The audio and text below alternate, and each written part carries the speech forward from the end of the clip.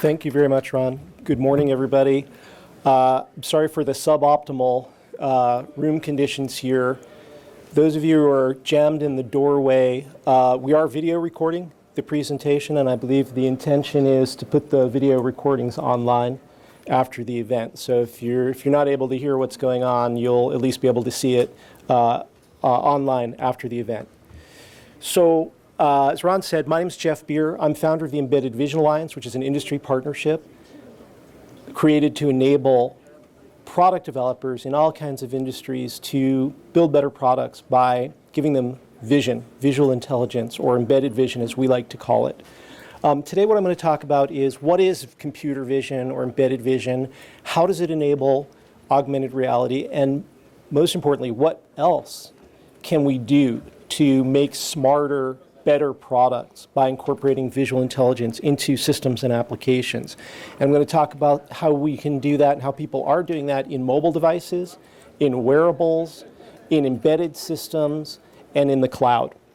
I'm also going to talk about what some of the challenges are in giving visual intelligence to devices and applications, and some of the promising tools and techniques for overcoming those challenges. Before we talk about computer vision, let's talk about human vision. So neuroscientists tell us that approximately half of our brains are allocated to vision, which is pretty interesting. I'm not a neuroscientist, but for me, there are two important, I think, inferences that we can draw from this. One is vision must be really important to humans in order to justify such a big allocation of resources, right? The brain is a very powerful computer, and evolution tends to be efficient in how it allocates resources.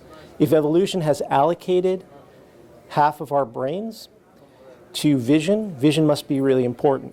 Well, we don't in fact need neuroscience to tell us that. Just try getting through your day with your eyes closed, and you quickly realize just how important and multifaceted vision is, from enabling us to safely navigate through our three-dimensional world, including going up and down stairs and so on, to interacting with people, getting a sense of who's in the room and how are they feeling today about what I'm saying, to doing very fine manipulations, like threading a needle. Vision enables many different kinds of things for humans, and that's also true for systems, devices, applications, as we'll see. Vision enables many different kinds of capabilities. Second, vision must be hard. The human brain is a very powerful computer. If it takes half the brain to do vision, vision must be a hard problem. And this is also true in computer vision. We see that vision algorithms, as I'll talk about a little bit later, they demand an enormous amount of computation power. So vision is important for humans. It also demands a lot of resources from our bodies. The same is true of machines. Vision is very powerful in terms of what it can bring to our systems and applications, but it also demands a lot of resources, as we'll see.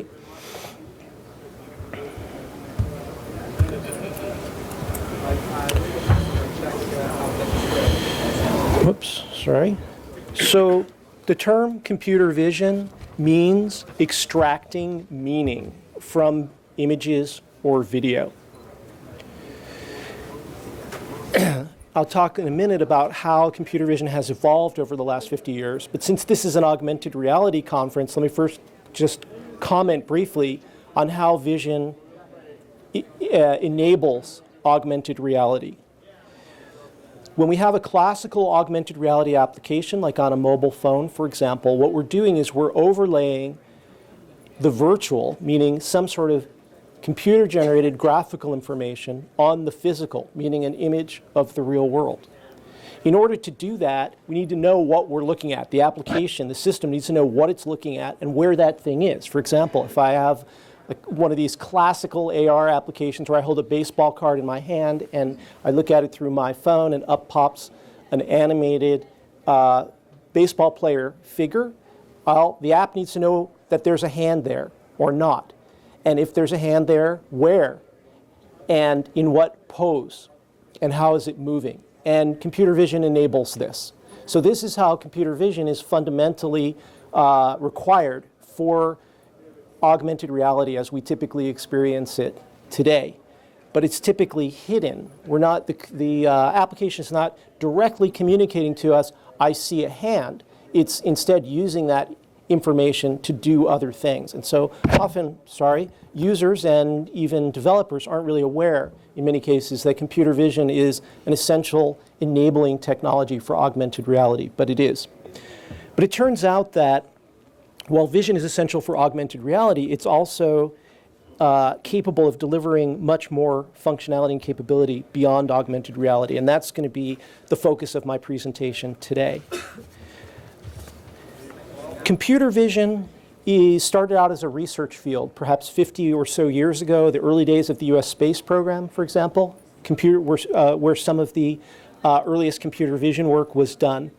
And computer vision remains a very active field of research. About, let's say, 30 or so years ago in the 1980s, some of the first commercially significant applications of this technology started to emerge, especially factory automation. And these days, just about any high-tech manufacturing plant uses computer vision, especially for inspection, whether it's making plastic bottles or iPhones or ceramic tiles. Vision enables very rapid quality inspection of goods as they're being made throughout the process. And so the term that's typically associated with this kind of use of computer vision is machine vision. These terms are not precisely defined and uniformly used, but most of the time when people are talking about machine vision, they mean factory or other kinds of manufacturing applications of computer vision. For a long time, there weren't too many other commercially significant applications of computer vision. Plenty of factory automation stuff, a lot of research, but not too many other commercially significant applications. In the last few years, that has started to change very rapidly.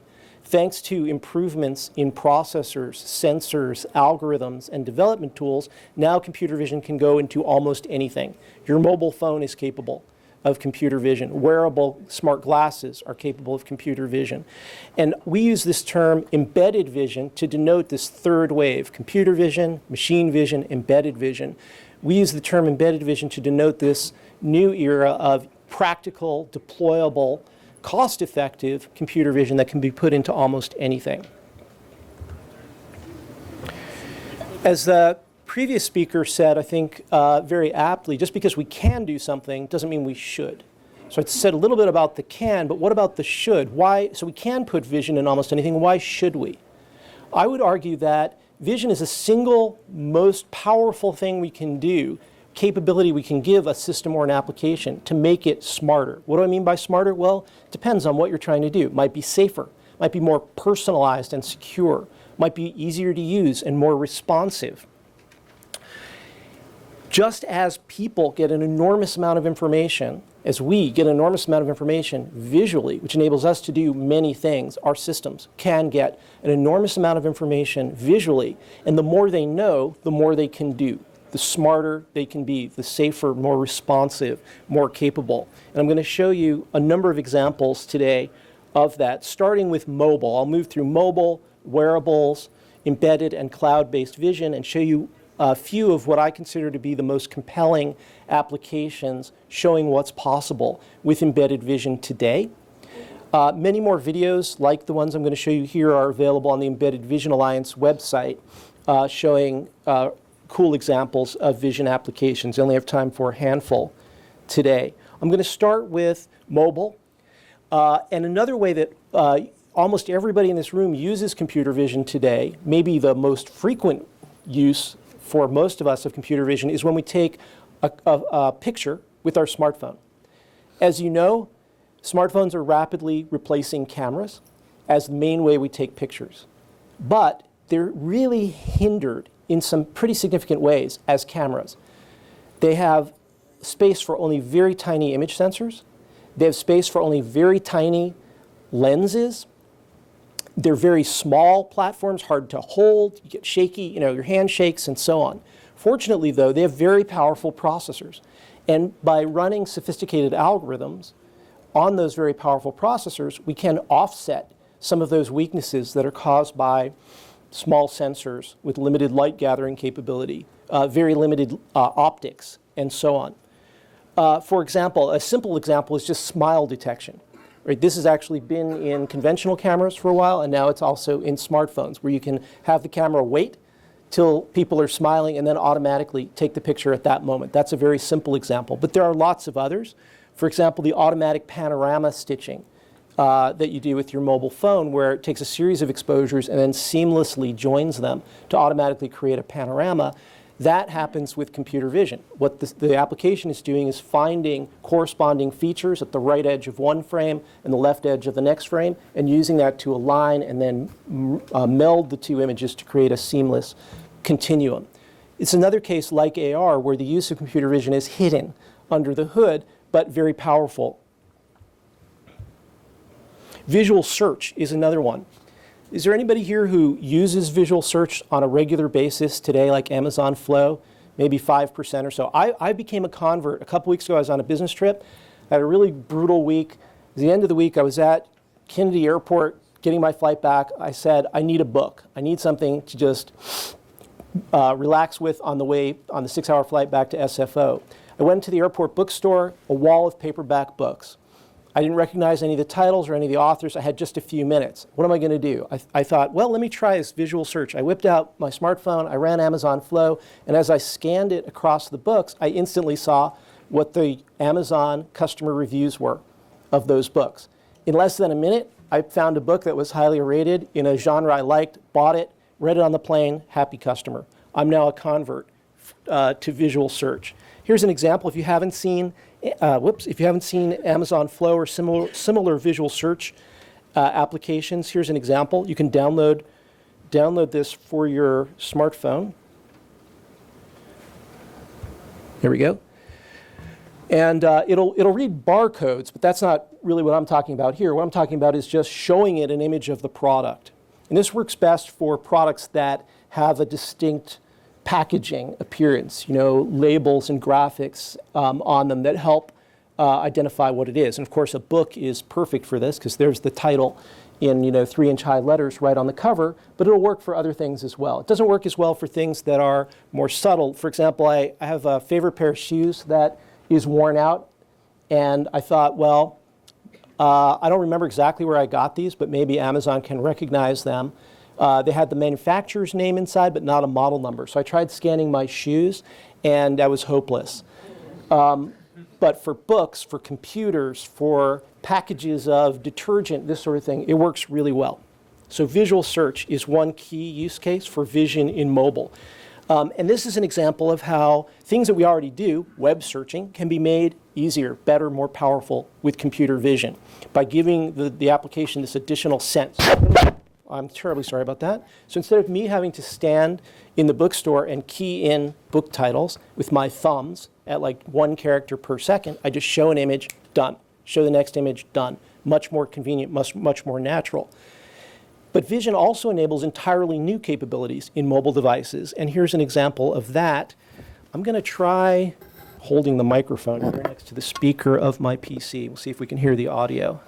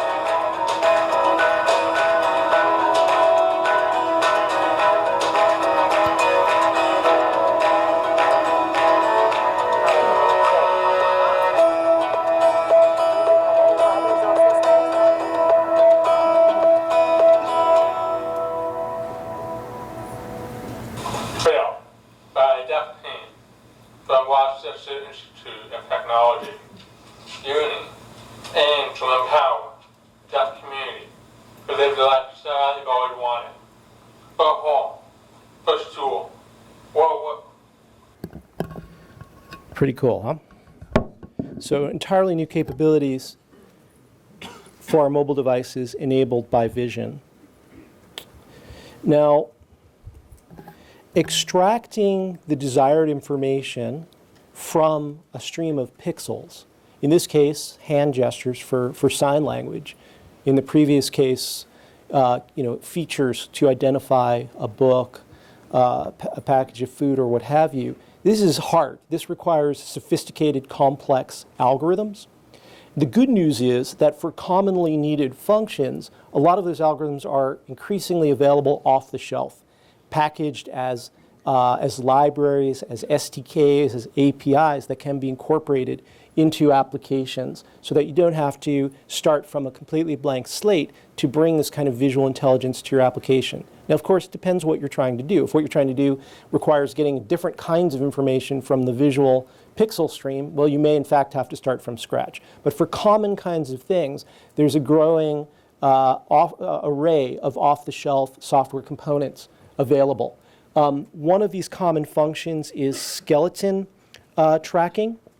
Skeleton tracking refers to detecting that there's a person present and detecting the location and the pose of that person, the torso, the head, the limbs, maybe the hands, maybe or maybe not the fingers. So anybody who's used the Microsoft Kinect to play a video game or for some other type of application, that's what the Kinect is doing. It's doing skeleton tracking, not so much the fine finger gestures, but the gross movement of the body for kicking a ball or leaning on a snowboard or what have you.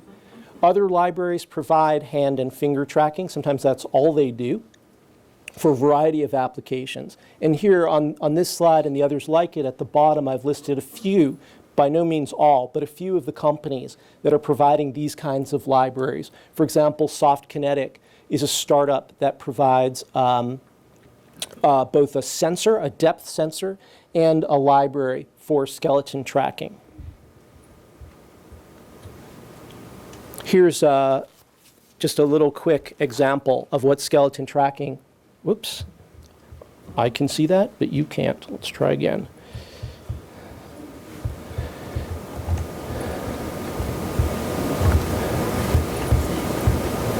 So here you can see the sort of grayed out silhouette is the body, and the yellow segments and dots are the limbs and the joints as detected by the vision algorithms.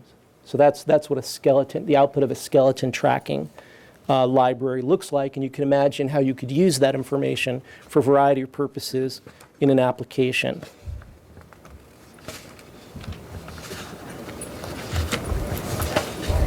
Hand gestures are another important class. It's another common function that's supported by a number of libraries. For example, for user interaction, for user interfaces, hand gestures are often used also for things like reading sign language.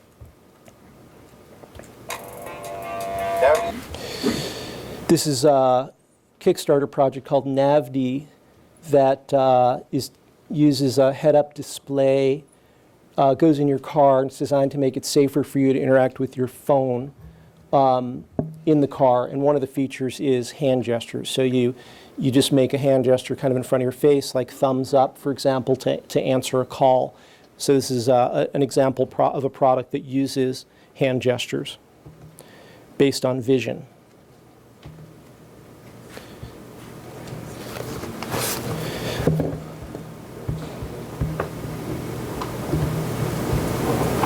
Now, faces carry a lot of information.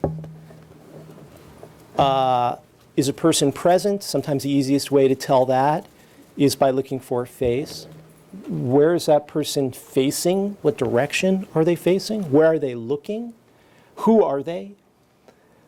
How are they feeling right now? What's their gender? What's their age? All of this information can be detected or estimated from images of the face. So there's a lot of information available from images of faces, and a lot of software libraries available from a variety of sources, including some open source libraries like OpenCV, to enable extracting that information.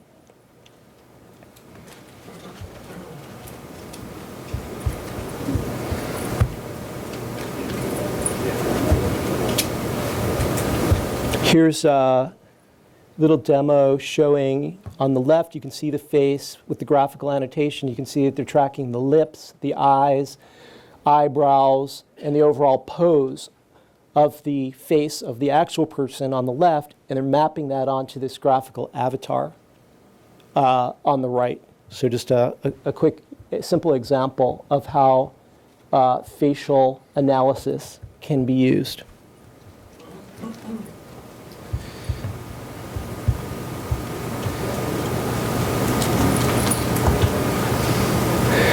One of the really interesting things about embedded vision is its flexibility. With most types of sensors do one thing: a pressure sensor, a temperature sensor, an accelerometer. Image sensors and embedded vision subsystems are unique in their versatility. Once I have an image sensor and a programmable processor, I can make it do many, many different things by putting different algorithms on that processor. The same image sensor, the same processor can do dozens or even hundreds of different things. We've already just talked about some of the things related to people interaction, skeleton and hand gesture and face analysis and so on, but it goes beyond people to include places, things, and situations. What's around me? Where am I in this space?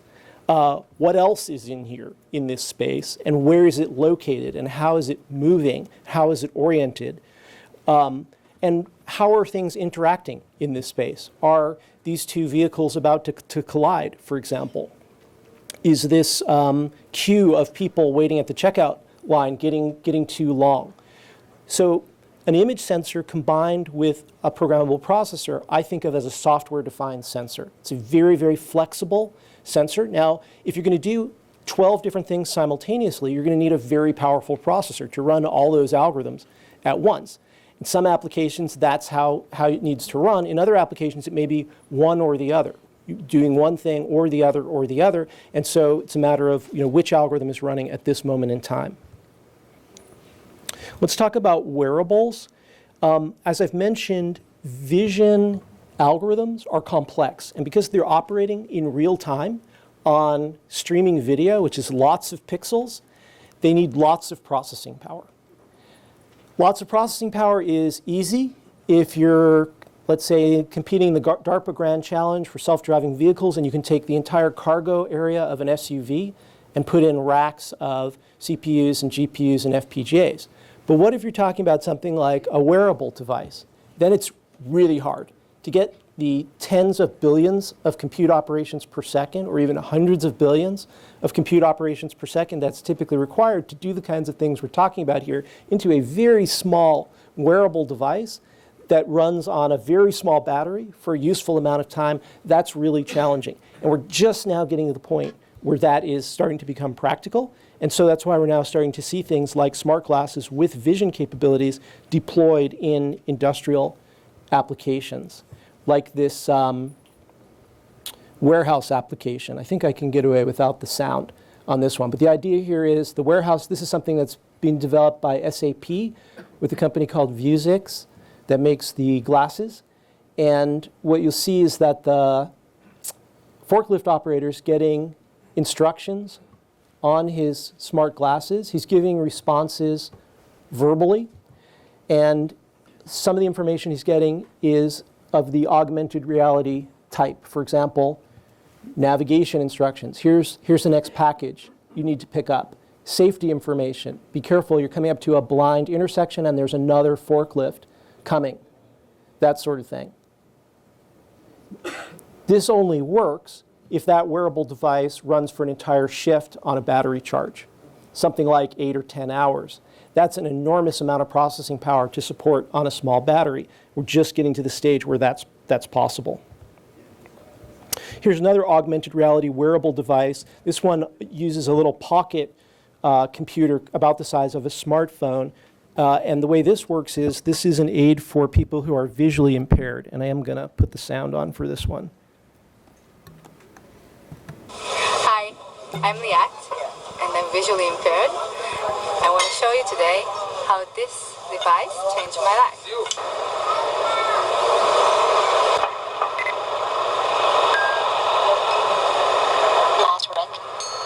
Great, let's go there. Red light. Green light.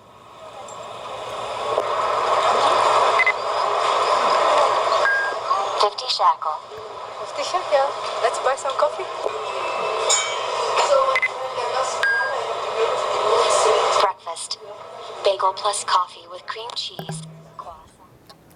So she's severely visually impaired, but not completely blind. So this device enables her to point at something. And if it's text, reads the text. If it's an object like a traffic light, then it recognizes that object and interprets it verbally into her earphone. This is made by an Israeli company called Orcam.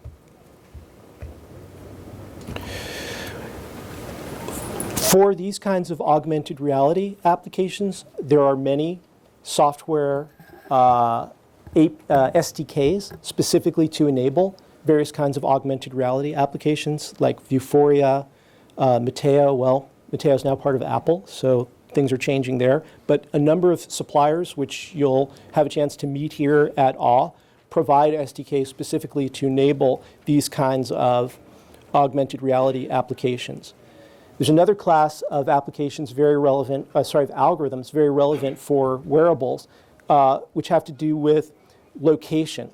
A technique called simultaneous localization and mapping, acronym SLAM, is commonly used to help systems and devices create a three-dimensional map of a space and determine their location in that space. Very valuable for a variety of things, including many augmented reality applications, and including autonomous robots and self-driving vehicles, for example.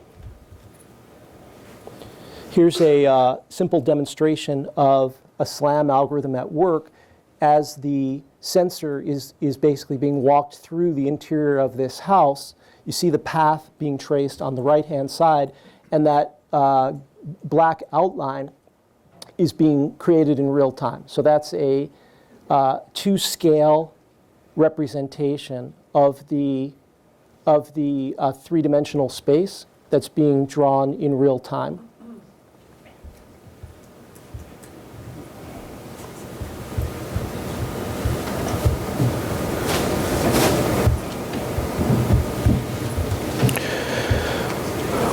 A lot of what I'm talking about today is becoming possible because of improvements in processors.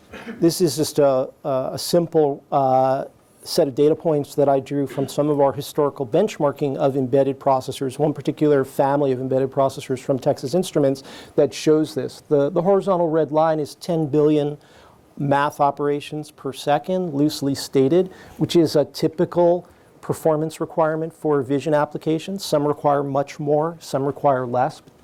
10 billion or tens of billions is typical.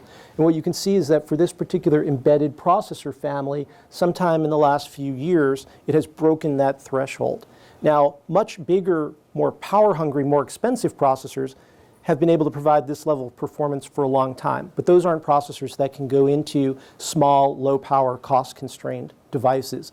This type of processor, which is designed to go into those kinds of constrained environments, being able to provide this level of processing power is one of the essential reasons why we now have this rapid proliferation of vision applications. We're also starting to see, just in about the last year, the emergence of vision-specific processor chips. So these are chips that are designed specifically for vision applications. In most cases, these chips are targeted primarily or exclusively at automotive safety applications, because that is one of the, I would say that is the largest, it's the largest fast-growing vision market today, going into tens of millions of units a year, or at least rapidly approaching that point. But others are pursuing other applications like smart building controls, for example, and robotics and drones and so on. Here's a short list of some of these vision-specific processors. Some are from well-known embedded processor suppliers like Freescale and Analog Devices. Others are from startups like Movidius, for example. Now, you don't need a vision-specific processor to do vision. People can and do implement vision algorithms and applications on all kinds of processors. But in general, a vision-specific processor does more for less, more performance per dollar and per watt. And so in that way, enables vision to go into a wider range of applications than would otherwise be possible. Improvements in image sensors are also huge and moving very quickly. Just your run-of-the-mill RGB CMOS image sensors, the kind that go into every mobile phone these days, and at least quantity 2, sometimes more. These have gotten really tiny, really low power, really inexpensive, and that's enabling them to go into lots of places where they couldn't fit before. But then we're also seeing an acceleration in innovation in other kinds of sensors, including sensors that provide depth information, the third dimension. For example, this is a tiny, in the upper right here, is a tiny stereo camera from Fraunhofer in Germany. And here are 2 3D sensor modules, one from Soft Kinetic, the other from Intel, using time of flight and structured light approaches respectively. And then in the lower left is a miniature image sensor array from a company called Heptagon that can also be used to provide depth information. So small, inexpensive, low power sensors, and sensors that provide that third dimension, that depth information, are another key enabler. By the way, these slides will be available. I will make them available on the Embedded Vision Alliance website in the next few days, so don't feel obligated to take pictures or furiously take notes. You'll be able to get a copy of the PDF online. So I've talked about mobile, I've talked about wearables. Now I'm going to talk a little bit about embedded systems, where vision is also proliferating rapidly, again, largely thanks to these improvements I've been talking about in processors and sensors. As I mentioned, automotive safety is the largest fast-growing vision market. There are approximately 100 million light vehicles manufactured per year, so it's a big market, and there are approximately 1 million automobile accident fatalities worldwide each year. So there's enormous opportunity. Most of those accidents are due to driver error, enormous opportunity to save lives and make money. Not surprisingly, lots of people are pursuing this. Some of the early adopters, like Mercedes, have been shipping vision-based safety systems for several years. These days, most of the major manufacturers that sell cars in the US and Europe are offering vision-based safety systems. What you're seeing here is a demonstration of a prototype from Continental that implements vision safety system using augmented reality and a head-up display. And so what you see here is that information is actually being projected onto the windshield based on the output of the computer vision algorithm. In this case, navigation information. A minute ago, you saw the lane marking being highlighted in red because the car was starting to veer outside of its lane. The beauty of this kind of implementation is it provides this additional information to the driver without distracting the driver with another display that requires the driver to look away from the road.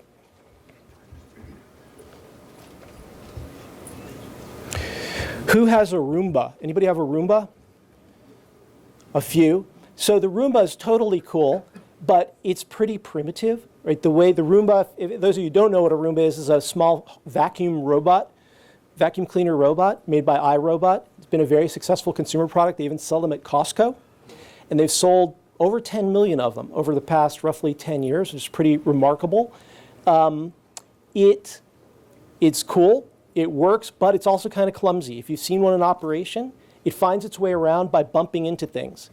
It goes until it bumps into something. It says, whoops, something there, backs up, turns a little bit, goes until it bumps into the next thing, and so on. As a consequence, it sometimes misses spots on your floor.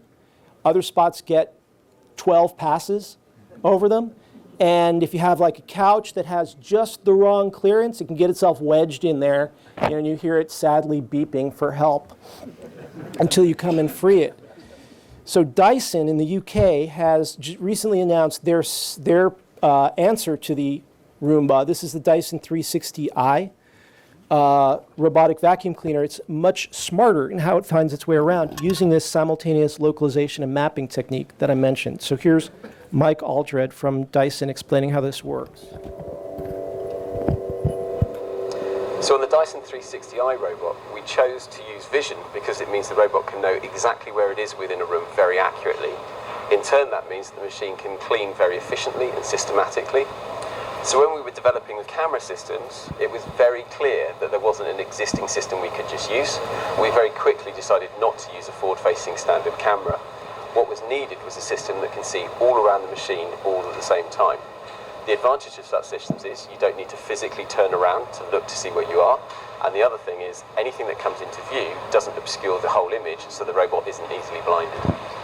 So this is an example of the panoramic image used by the robot to navigate by. One of the main advantages is all four sides of the room are visible in a single shot, so the robot doesn't have to continually turn itself to actually see where it's going. It will take high contrast features throughout the image and use those to triangulate its position. As the robot begins to move, one of the advantages is those features can be tracked throughout the image without ever going out of shot. So the navigation system is very clever. Whilst it's actually using a map to localize itself, it also has to create that map. At the same time, infrared sensors detect where objects are and place those on the map so that the machine can avoid objects and systematically plan its way around the room to ensure methodical cleaning.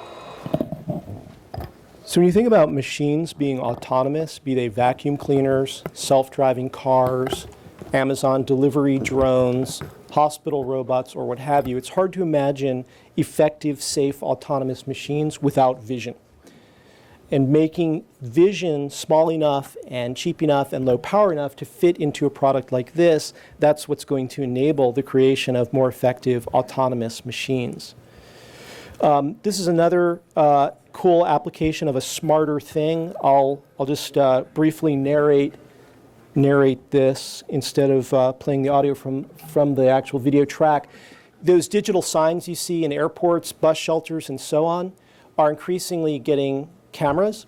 The cameras are looking out at the people looking at the ads, not as certain movies would have you believe to tell who you are and deliver a personalized advertisement for you, but to say how many people are looking at this ad, at what time of day, and what are their genders and ages, and are they actually looking at the ad, and what is their emotional response when they look at the ad. And as you can imagine, this is just gold for advertisers who are normally paying for ad space based on, well, we had a guy stand with a clipboard and we think approximately 327 people per day pass by this sign. Okay, but how many actually look at my sign? And how old are they? And what genders are they? And are they alone or with family groups? And so on. All that information is now becoming available thanks to vision-enabled smart signs. You heard from Neil Trevitt, if you were in the previous session, from Kronos about some of the standards that Kronos is developing. One of the newest standards that he mentioned is OpenVX. OpenVX is a very promising standard to enable using specialized coprocessors to get the high processing performance that vision applications demand at low power that many of those applications require with a higher level of abstraction, in an easier to program way, in a way that provides better portability from one type of processor to another. So OpenVX, I think, is one of the promising technologies enabling these kinds of applications.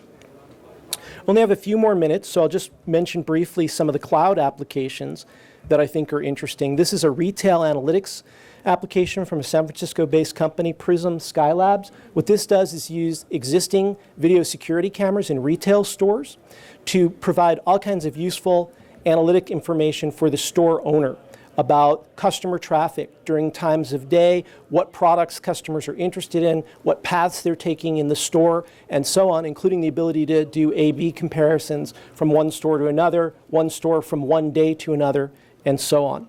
So this is a cool example of how existing cameras, originally put in for security purposes, can now be used for an entirely different purpose to provide valuable analytics to the retailer so they can decide how to adjust their staffing, for example, based on traffic in the stores, or what kinds of store layouts are working best for them.